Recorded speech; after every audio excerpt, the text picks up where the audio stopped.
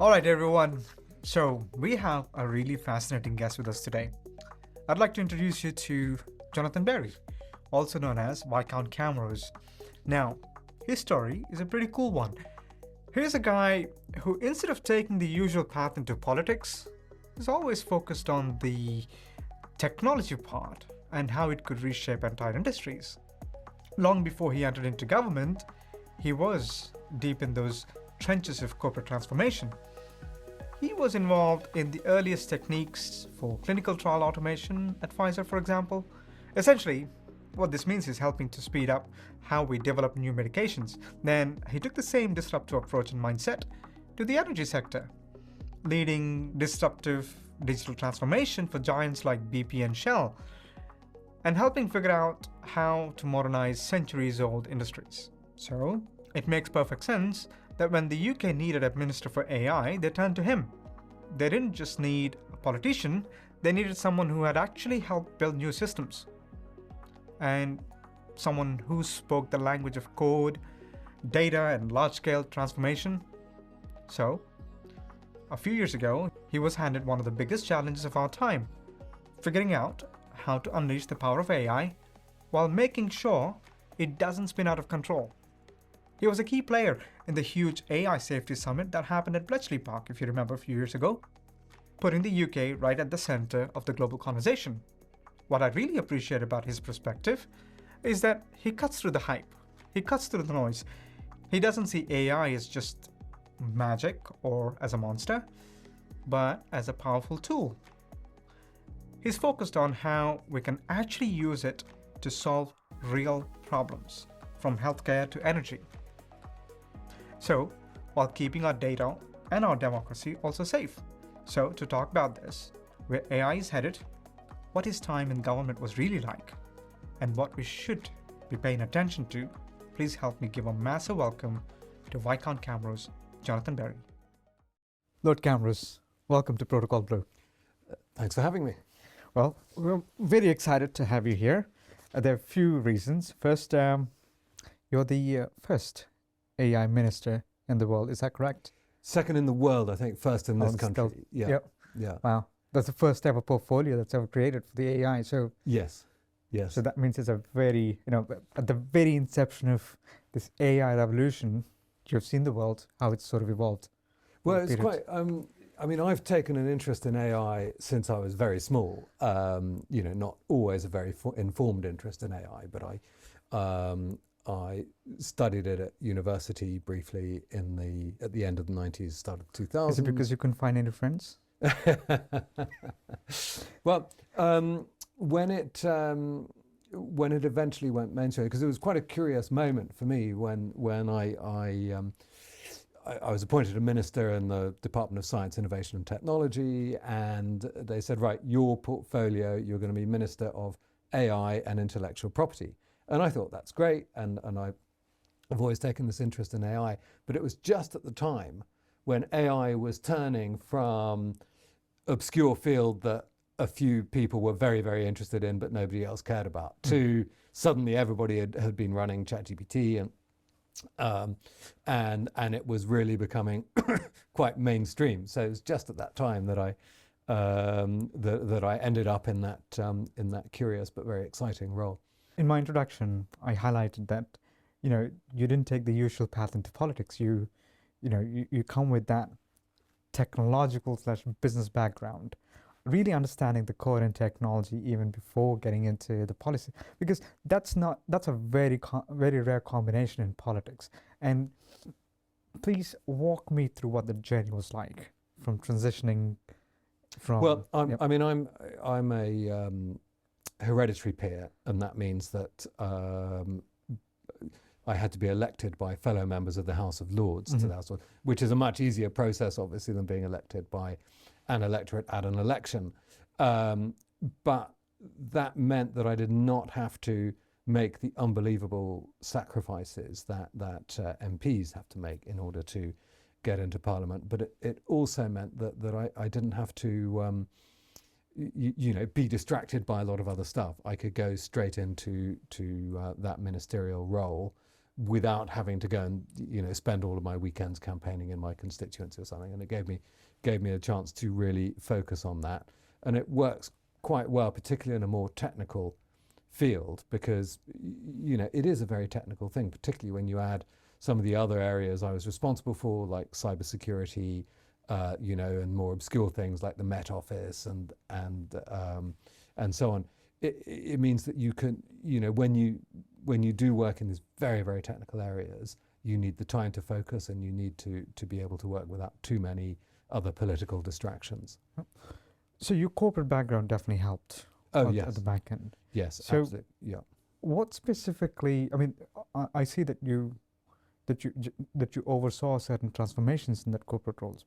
When you were chosen to lead the AI department, in your mind, what do you think they saw as something that they can deploy that as a change? Someone who can actually bring that change. To be very, very crude and simplistic about it, there are two kinds of people who work in technology. There are people who are very, very focused on the actual workings of the tech. That's not really the kind of thing I was doing. And there's people who focus on how does this create value for a business. And those are two very important things that have to work together in lockstep. But I was very much in the second category of those. So all throughout my business career, I was thinking, okay, I understand what this technology is and what the implications are. But the real question is, how does this now create value for a client, for my business, and whatever. And that translates quite nicely into a government role, because then you're able to say, okay, what are the opportunities nationally? What are the risks? What do we need to address? What do we need to take care of?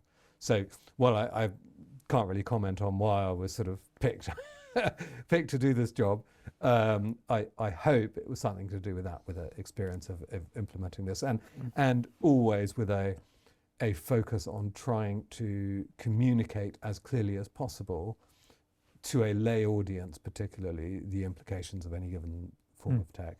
One thing that's quite interesting here is when you take that sort of role, AI is not just for the present tense, it's also looking at the future implications as well. I think what the team and you have achieved at Bletchley Park conference, I think it has a significant importance there, and the testament to that futuristic view is focusing on the safety side of it. So when you in the government, for people to think about, while commercializing, while taking the full potential of AI, and also focusing on the future implications is quite an important part. What were your experiences dealing with corporations, and also looking at, okay, what sort of signals you got, or things we should be seeing for the future? First, on the Bletchley side, our view was, there are a number of things taking us into that. First of all was a general sense, of course, that we need to make frontier AI safe, and that was the sort of fundamental of it. But second, we were very, very keen to put the UK on the map as a global capital of AI, and we felt strongly that that doing that conference at Bletchley Park, really whatever we were going to be discussing, having world leaders there discussing that really would brand us as early movers into AI leadership. And I feel very strongly that succeeded for us, and that was great. But the other thing, of course, was we said AI is going to succeed or fail based on adoption. Adoption is going to grow or diminish based on trust, and trust depends on, trustworthiness. Does it deserve to be trusted? So we were going very, very strongly for trustworthy AI as a means to drive adoption, and therefore as a means to drive AI success here. That was a sort of logical sequence of our thinking, and as a result, I think it. We have a population in the UK that I think are curious about AI, perhaps wisely cynical, but also quite welcoming of AI. And hopefully Bletchley Park did something to drive that forward. Yeah, and I don't think it's helpful for either, taking one side or the other, either being cynical and be careless about it. I think we need to have a very nuanced approach. I think literally. Yes, I think you have to hold in your mind that this is A, dangerous, and B, powerful with great positive potential. I think we really do have to be holding those ideas simultaneously and constantly. We connected on the physical AI side of the report, and your interesting remarks are maybe looking at a global cooperation on AI side of it. And we, in the report, of course, when with my team, we touched upon the analogy of similar to being nuclear proliferation treaty and such. Coming it from you, it's highly valuable. If you can just expand on what that or should look like. So, yeah, absolutely. So I think the great thing always to remember about AI is, as with any tech, it has a large, complex supply chain, from raw materials to apparently thinking machine that crosses a lot of borders, is contributed to by an awful lot of different players. Very, very complex global supply chain. So therefore, any attempt by any individual nation to say, right, we're now going to regulate AI in our way, that needs to be done in a way that recognizes there is a huge international component to AI. And we saw, must be about a year ago, Facebook's AI group said, right, we're going to stop doing a certain training activity in Ireland because and I just use this as an example, but because the EU's AI Act is too unclear in this particular respect. And it was very, very easy for Meta to go, right, the bit of the supply chain that used to be in Ireland, we're just going to shove that somewhere else where the regulations are clearer or different or more to their liking. So given the ability to move around your supply chain in quite a flexible way, you need absolutely to have global regulation of AI at the appropriate level, as well as national regulation and even more localized regulation, should you choose to do it. And my worry about global regulation now is there's too many organizations still to this day taking a position on global regulation, and as I always say, the orchestra is not being conducted. So you have various UN bodies. You have a thing called the GPAI. You have, the G20, the G7, and so on. All of them doing something about regulating AI internationally.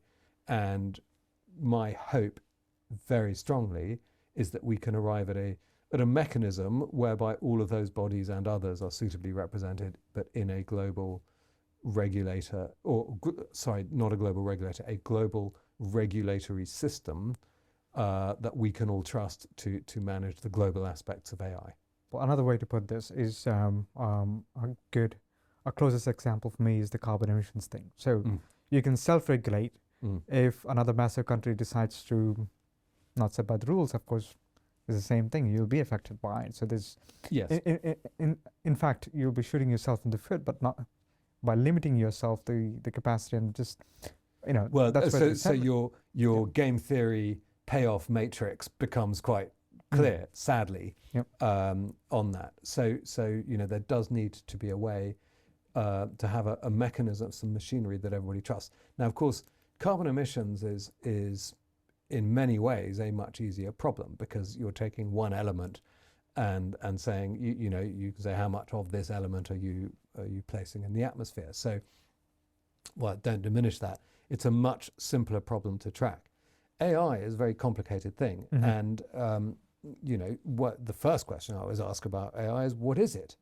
And to my knowledge, there are an awful lot of definitions of AI that may or may not apply. So, when we were in government, we published a white paper on this, and our definition of AI said it was software and hardware systems that were, 1, autonomous, and 2, adaptive. So fine, that's a definition, but I mean, I'm not sure that definition can then be very easily taken forward into international regulatory systems. Other people go, no, it's just software that learns from itself, or, and there are sort of lots of these. Until you have an agreement of what AI is, then it's much more difficult to regulate than carbon emissions. Why can't, I mean, for me, obviously, it looks like a pretty easy thing to do.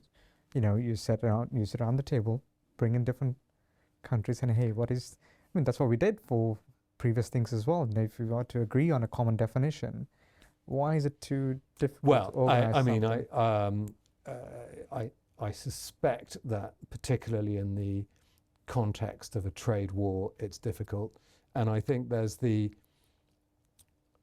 mean, I don't want to big him up. There's a sort of the Putin analysis. He was the first one to sort of say it. He was saying, the country or the company that first achieves an AGI, that is going to have one huge advantage. And I think the dynamics that we see around this are people's or companies' priority, and indeed nations' priorities, not I hope this nation, is to just become the first creator of an AGI, which then dominates everything else. So I think that is the driving force far too much of the time, and it does rather worry me. But like you, I would vastly prefer to see people sitting around a table and having that conversation about what is AI and how do we regulate it, than just charging ahead to be the first creator of the AGI. What do you say to people that, okay, well, when it comes to AI, you can't regulate without innovation, so you have to let it out first and see the applications, and then if things go bad, then regulate. Well, I think there is something to this argument, actually, that for instance, I mean, Jan LeCun of Meta uses the example of, there was no point trying to regulate the international aviation industry before there was international aviation. You need the thing working, and then people can go, oh, look, this is amazing. We can travel easily and conveniently to other countries in this way, but we need to regulate it for safety. In AI, you don't really have that because it's so many different things and potentially applicable to so many different industries that it's not completely clear how you would even go about saying, okay, here's what the global regulations do. So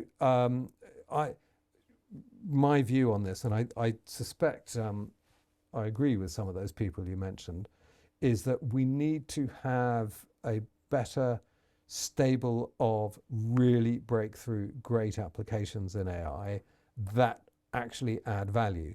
And I do not believe that, sorry to say it, the vast majority of amazing large language model type consumer applications are adding a great deal of value. I mean, okay, a lot of people find they take a lot of hours of labor out of their day. Fine, but I still don't think that they are creating the level of economic value that the collective investment in them would suggest. So we need better AI apps based on machine learning and genuinely useful things, not these unbelievably impressive, but essentially toys. Yep, I totally agree, because everything that we're seeing either is a tool AI or entertainment AI. Showing some, AI girl dancing on Instagram is not AI. Okay, so let's clear that. And that's also where the DNA of Protocol Blue is Europe, is the UK. Yeah, and the interest, or at least in the interest of Europe as a continent and UK as its base, to ask you this question: what are we not seeing? Because clearly, I don't think we are leading, because it's all started here. Yeah. And then on the other side, I see a hell lot of investment going into, every day I see the headlines. There's a lot of investment is going into AI in different parts of the world. The question is not really about focusing on why the investment isn't there, because for me, the speed of AI is great, but at the same time, AI is not a tech. The way I see it is the belief system, the philosophy, everything put into code. And when you particularly look at the democratic values, how AI is translating that to the consumers, to the users, That's a powerful tool. Europe should be leading that when you have a robust framework like that. And what are we not seeing? Yeah, I mean, look, so yes, there are answers to this question that have to do with capital markets. There are answers to this question that have to do with regulation and so on. But I think there is a very important piece that we don't discuss enough, and that is how shall I put it? So there's basically, when you're trying to work as a regulator with AI, you have an accelerator and a brake. And I think we in Europe tend to be looking a bit too hard at the brake. But I understand why. So, on the one, so as a case in point, the British government recently announced that they're going to pursue digital IDs. Now, digital IDs in an age of AI are very powerful things. If you are going to have agentic AI out there, it can interact with your digital ID very well, and perform unbelievably productive things with that. So, on the one hand, that is quite exciting because of all the stuff we could do and taking a lot of the administrative pain out of life, and therefore make us much more productive as an economy. On the other hand, that is profoundly alarming because that does imply a world in which some sort of authority over us knows everything about us, possibly before we even know it ourselves. And I think we in Europe and the UK are a little bit stuck between those two things.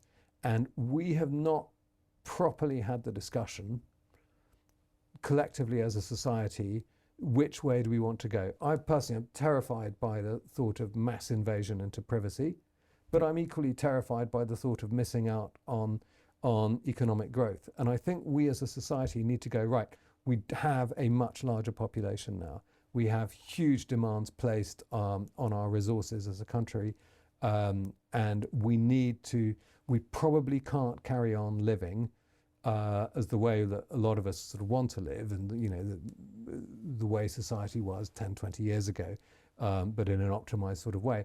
That probably doesn't exist. So we need to figure out, how do we use tech to take us into the future? The future is going to look very different to the past, but we're not really facing up to that difficult conversation. And I think we need to, quite quickly. One thing that I want to highlight on that note, the last time we met at the World Technology Congress last conference, last November, I talked about the mobility side and automotive side, how that was struggling, and etc. Now we're seeing the exact scenarios. Yes. The German auto industry, because it doesn't have its own, they have been complacent with both innovation side and also building their own supply chains. So I can see the same thing happening if you're not careful here. But how do we get people to stay in the country? Because the biggest problem, so the trend that I see here is that you sow the seed, but somebody else is reaping the fruit outside of the continent. Yeah. And I'm hoping that you're seeing the trend. Also, you have some examples as well. But what do you say about that? Yes, and I absolutely recognize this. And it's not just that. I mean, we are seeing, as a result of tech disruption, especially AI now, we're seeing a lot of routes into professional careers being greatly whittled down. Graduate recruitment is far lower than it ought to be. And down by 15% in the US. Absolutely. And because it's down year on year, when the new graduates do come out, they're still competing with the previous year's graduates and so on. So that does become very difficult, and that leads to an awful lot of really quite alarming behaviors, such as day trading on Robinhood as a kind of addictive behavior, and so on. So I think we are seeing a very complex range of distortions of the way of life that we maybe are bringing our children up to embrace, a way of life that we were brought up in, and that way of life may not be available in the same way for the children. So therefore we need to have the discussion what is life going to be like? How do we all have fulfilling and good lives there? So first thing you need to do is make sure that there is a means of upskilling everybody more appropriately. That may not take the form of 3 or 4 year undergraduate degrees, but you know, maybe it will, you know, for some roles obviously it will, but it must be the case that fewer people need to be going off and taking degrees. I saw over the weekend that Palantir are now recruiting people directly out of high school on the basis that you know, most of the degrees their graduate recruits were taking are becoming much less relevant to their work. So I think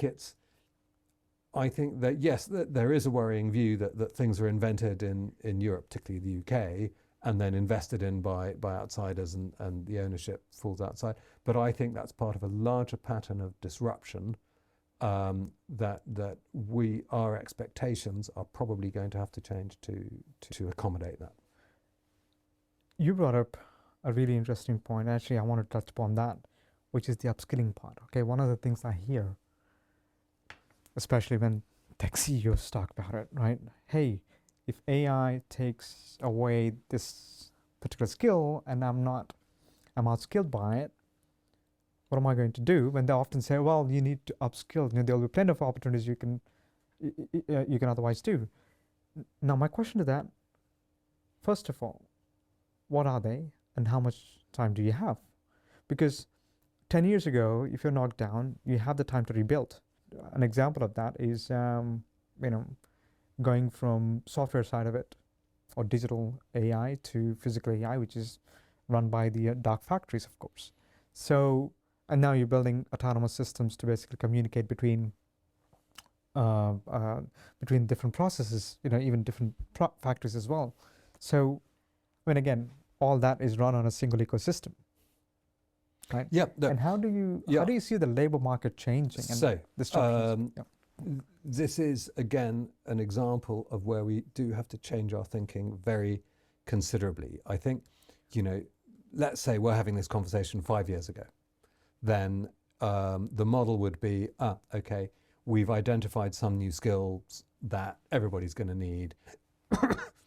Competing companies will go away and develop training programs relevant to those skills. Maybe they're university level, maybe they're school level, whatever. We all take the training and then we've got the skills and on we go. That's over. Because as you say, you know, there's a very great risk that the skill set I go and acquire, having, you know, lost my job in whatever capacity, I'll go and get some new skills, and those new skills, by the time I bring them to market, are completely irrelevant, and then I'm going around again. So this is the worry. And I think the phrase that I've heard that best describes who's going to succeed in this world is the permanent cohort. In other words, the people who are able to keep learning the new skills and ride that wave and keep staying ahead of it. Now, that implies to me that governments world over need to be preparing people to be in the permanent cohort. So your skill, the skill you need to take through life going forward is the skill of keep learning and keep very quickly taking on new sets of skills and new stuff. Now, that is much easier said than done. For instance, if you said, okay, as a government, my policy today is we're going to upskill everybody, you know, in AI. And I would go, okay, that's lovely, but what does it mean? So if you say, okay, right, let's write down on a piece of paper all of the skills that you might need, either as a consumer of AI or as a builder of AI, I'm not sure there's any real sort of definitive answer to that question. And if there was a definitive answer to that question today, it would probably change in 6 months' time. So we need to be very, very adaptive in the skill set that we create, and we need to recognize that it's not ever going to be abundantly clear what skills we need to create across the population. So quite difficult to keep people upskilled. Yeah. What do you think about the UBI concept, universal basic income? Yeah, I strongly believe that work is important to us psychologically. As a species, we work. And I already worry that too many people are in lives where they don't work now and do not ever plan to work, because quite apart from any, fiscal implications of that, I think it is a very unfulfilling life. I would really have a reaction against a life spent on UBI in which no work is done. So I think the number one priority, if you were to go down a UBI route, is people have to be working for it. I'm on the same page with you as well. You lose money, you can make it back, but you lose purpose. You need to be sedated. So it's there's a book, there's this wonderful book called The Law, which is written in 1800s. The Law? Yeah. By Frederick Bastiat. Right, okay. 1800s. Yeah. It touches upon of course, the basic inalienable rights and where they derive from and the concept behind that, etc. Quite fascinating to me. Part of the physical AI theory, the research I'm working on, at the back of my mind, I keep this framework of what does it mean for life, liberty, and the property, right? And the very basic concepts that go back to the 12th century in this country. And the second part of the physical impact report is something, wherever we are philosophically, but the whole democratic value derived from the document, right? So it's the best way to describe where we are now and what's next is today the AI sits on your phone. Tomorrow it works with gravity, it works with space, and it's already there. The ecosystem is already built for that.